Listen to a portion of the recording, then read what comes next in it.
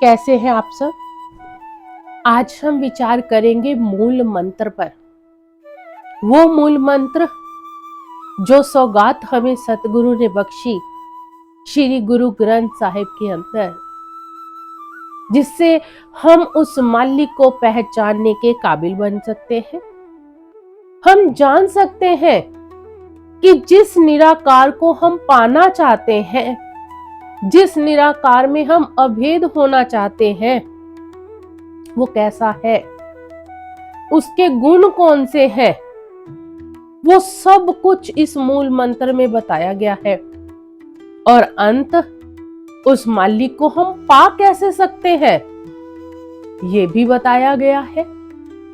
तो शुरुआत करते हैं एक ओंकार से कि वो मालिक एक है, उसके सिवाय इस कुल कायनात में कोई और है ही नहीं। वो आद जुगाद से एक था, एक है और एक ही रहेगा। बाकी जितने भी ये कुल कायनात देख रहे हैं, ये सब कुछ उस एक ने बनाया हुआ है। बहुत ही सुंदर उदाहरण देते हुए समझाते हैं गुरु साहिबान। आप फरमाते हैं, बाजी गर्ज से बाजी पाई, नाना रूप बेख दिखलाई, स्वांग उतार थम्यो पैसारा, तब एको एकंकारा।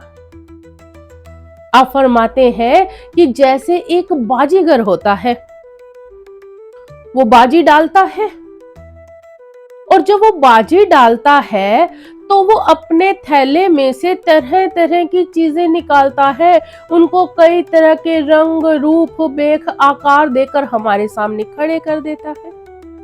अब उसका खेल शुरू हो जाता है। अब जब वो पूरा खेल खत्म हो जाता है तो वो बाजीगर उन सारी चीजों को समेटकर वापस उसी थैले में, उसी झोले में डाल लेता है, और वो बाजीगर फिर अकेला ही रह जाता है।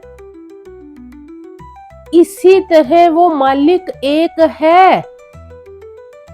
ये पूरी रचना, ये पूरी कायनात उसने एक खेल बनाया है, और जिस दिन ये खेल खत्म हो जाएगा, वो वापस उस एक ओंकार में जाके समा जाएगा। स्वांग उतार थम्यो पैसारा, तब एको एकंकारा। वो एकंकारा, वो मालिक एक ही एक रह जाएगा। इसीलिए तो गुरबानी में कहा गया है, एको है पई एको है, साहिब मेरा एको है, कि वो एक है। उस एक के सिवाय इस संसार में और कुछ है ही नहीं। फिर आपने समझाया है सत नाम, कि उसका नाम सत्य है, जो कभी मिटने वाला नहीं है। वो नाम जिसके जरिए उस मालिक ने ये कुल कायनात, ये कुल रचना बनाई है, उसी नाम, उसी सत्य नाम के जरिए वो इस कुल कायनात को चला रहा है। और वो सत्य क्यों है? इस संसार में हम जो कुछ भी देख रहे हैं, यहां तक कि हमारा ये शरीर, ये संसार, ये रचना, यहाँ के धन पदार्थ पदवी, ये सब कुछ नाशवान है। ये सब कुछ झूठ है, खत्म हो जाने वाला है, और रहेगा तो केवल और केवल वो मालिक का नाम। इसलिए उसे सत्य नाम कहा गया है, कि उस एक ओंकार का, वो जो मालिक एक है, उसका नाम सत्य है। कर्ता, वो करता है, वो इस कुल कायनात को बनाने वाला है।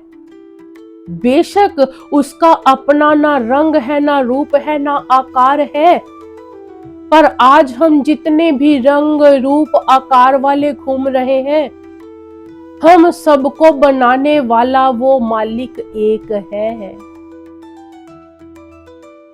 और वो सब में समाया हुआ है। कर्ता का मतलब होता है जो काम करता है। अब मन में विचार आएगा कि इस दुनिया में भी तो बहुत सारे करते हैं, हर कोई काम कर रहा है, तो वो कर्ता अलग कैसे हो गया? इस संसार में जितने भी कर्ता हैं, उन्हें काम करने के लिए, कोई चीज बनाने के लिए सामान की जरूरत पड़ती है। उदाहरण के तौर पर आप किसी सुनार को ले आओ, उसे कहो जी आभूषण बना दो, तो वो कहेगा कि मैं आभूषण तो बना दूंगा, मैं माहिर हूं, एक से एक अच्छे से अच्छा आभूषण बना दूंगा, पर उसके लिए मुझे सामान की जरूरत है, उसके लिए मुझे सोने की डली की जरूरत है। आप कुम्हार को ले आओ, उसे कहो कि बर्तन बना दे, मैंने सुना है तू बहुत अच्छे बर्तन बनाता है, वो कहेगा ठीक है मैं बना दूंगा, मेरे पास हुनर है, मेरे पास कला है, मैं तरह तरह के बर्तन बना सकता हूं, पर मिट्टी के बिना तो नहीं, मुझे मिट्टी चाहिए बर्तन बनाने के लिए। इसी तरह इस दुनिया के जितने भी कर्ता हैं, लोहार को लोहा चाहिए, हर किसी को कुछ ना कुछ चाहिए काम करने के लिए, पर वो जो कर्ता पुरुष है, वो जो मालिक है, उसे किसी सामान की जरूरत नहीं है। वो अपने हुक्म के जरिए सारे जिया जंत बना रहे हैं। इसलिए तो फरमाया गया हुक्मे होए आकार हुक्म न कहा जाए।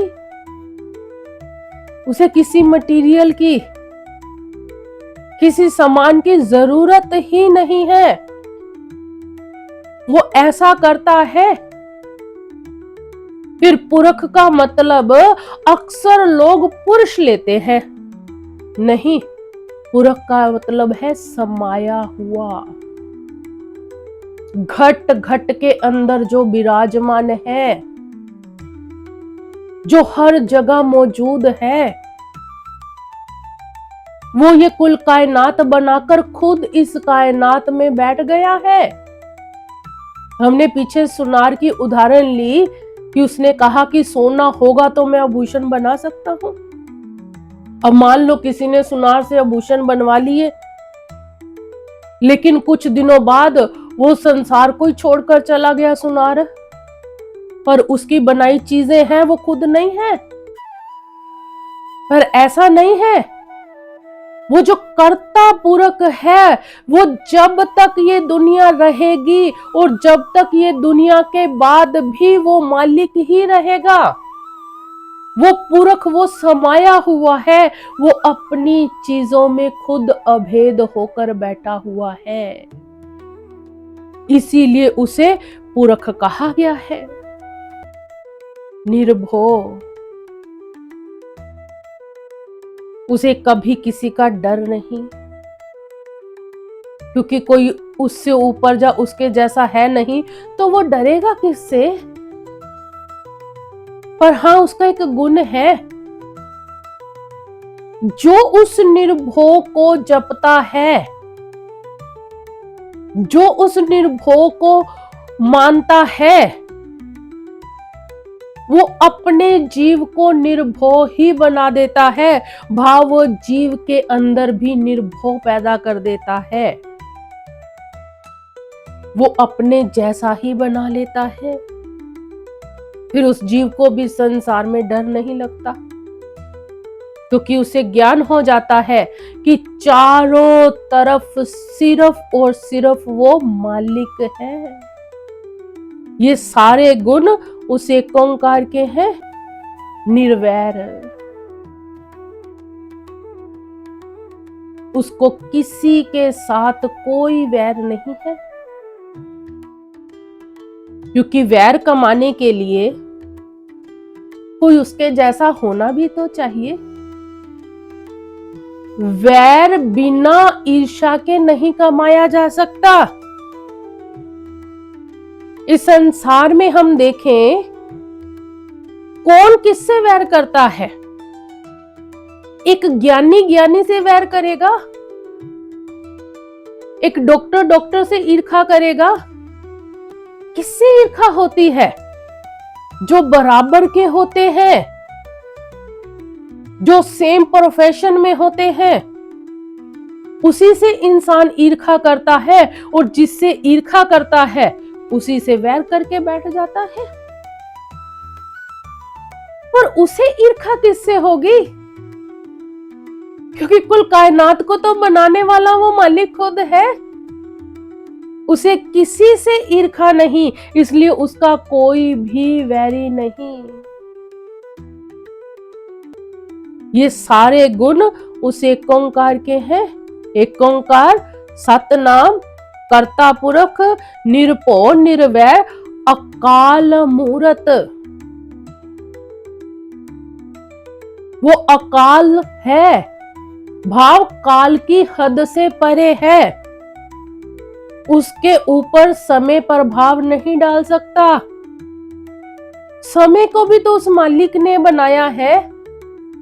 अब जिसे मालिक ने बनाया है वो मालिक के ऊपर क्या प्रभाव डालेगा? काल का मतलब समय है। हम सब काल के वश में हैं, समय के अधीन है। हम सबको काल ने एक न एक दिन खा जाना है, हम सब ने एक न एक दिन चले जाना है। ये समय के अधीन है, इसीलिए तो बचपन से जवानी, जवानी से बुढ़ापा और बुढ़ापे से मौत में चले जाते हैं। ये बदलाव हो रहा है क्योंकि समय के अधीन है। पर वो मालिक समय के अधीन नहीं है, इसीलिए उसे अकाल कहा गया। अकाल, जिसपे काल का भी वश नहीं चलता। मूरत, मूरत का मतलब है स्वरूप। ये नहीं कि उसका रंग रूप आकार नहीं तो इसका मतलब उसकी होंद नहीं। नहीं, उसकी होंद है। आज अगर उसकी होंद है तभी तो हम सबकी होंद है। उसके सिवाय किसी की भी होंद नहीं। आज उसके होंद है, इसीलिए हम सब चल फिर रहे हैं, इसलिए हमारी होंद है। अकाल अमूरत, अजूनी, वो जूनों में नहीं आता। वो जन्म मरण के बंधनों से ऊपर है। ना उसने जन्म लिया है ना वो मरेगा। आद सत, जुगाद सत, है भी सत, होसी भी सत। सत्य वो परमात्मा, वो ही मालिक है। सहभंग, उसे बनाने वाला कोई और नहीं, वो स्वयं है। उसकी रचना किसी ने नहीं की। गुरबानी में भी आया है, आपी ने आप साचियो, आपी ने रचियो नाओ, दो ही कुदरत साजिए, कर आसन डिठो चाओ। कहते उसने अपनी रचना स्वयं की है। पहले उसने अपने आप को बनाया, फिर उसने नाम को बनाया जो सत नाम बोला गया है।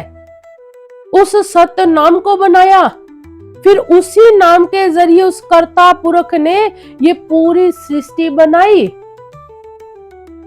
फिर इसी सृष्टि में वो बैठ गया आके, कर आसन डिठो चाओ।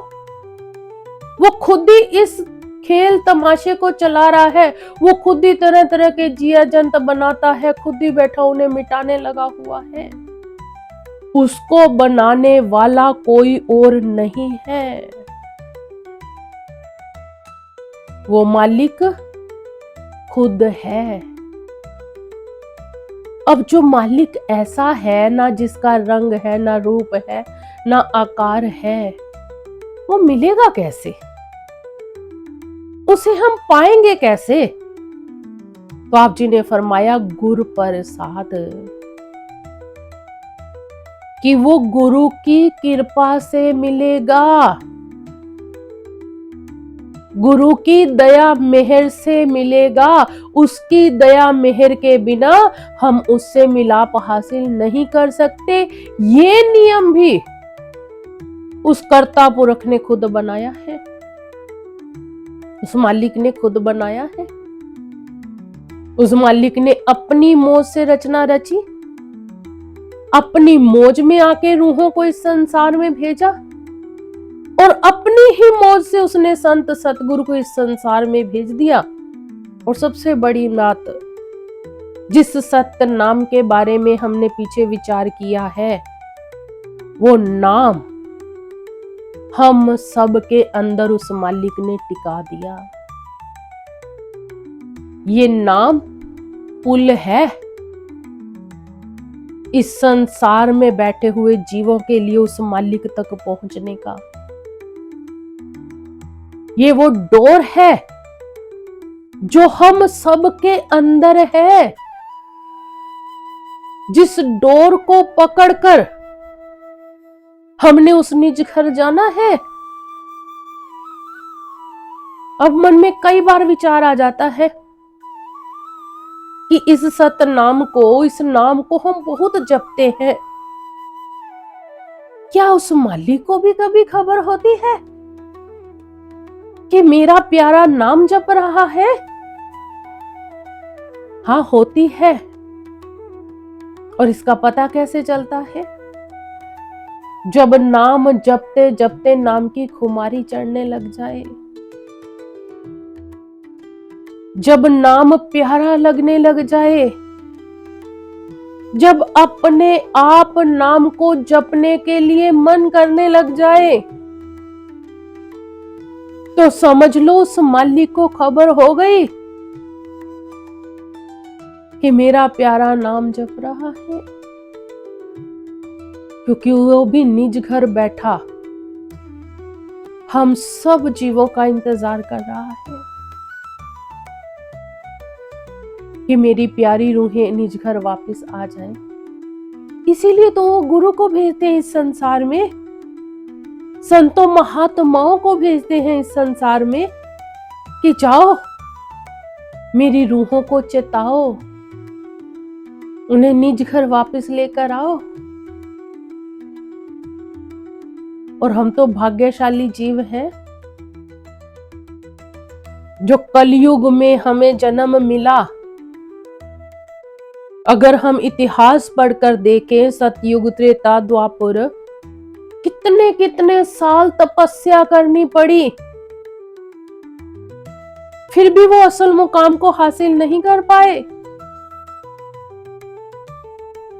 यहां तो थोड़ा सा नाम जपना है, दसवंद पूरे दिन का 10वां हिस्सा। वैसे तो श्वास श्वास के साथ नाम जपना चाहिए, क्योंकि श्वास श्वास के साथ उसका शुक्रिया अदा करना चाहिए